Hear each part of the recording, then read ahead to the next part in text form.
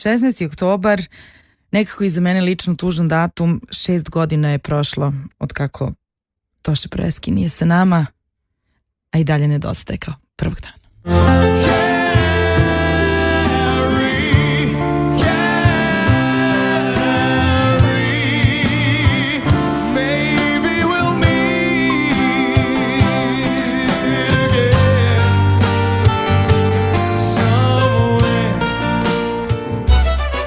Svaki put iste emocije kada ga slušam i te godine bez njega nisu je promenile, niti će ikada.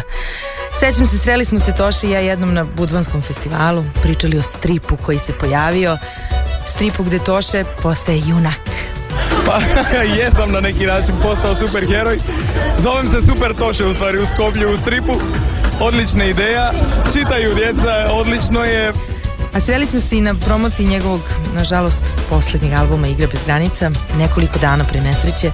I naravno, opet smo se smejali i pričali. Srećo ne krivi me, javi se i oživi me. Samo da znaš da moja mama kad ti pevaš Zajdi, Zajdi plače. Zajdi, Zajdi.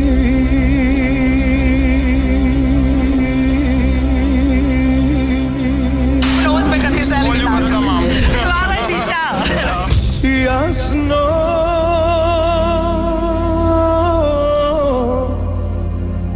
sunce. Ono kad više nemaš i ne znaš šta da kažeš, osim možda da je život stvarno jedna igra bez granica, gde Toše kroz svoje pesme živi, jer ljubav živi. I tako će i ostati. Slušajte S.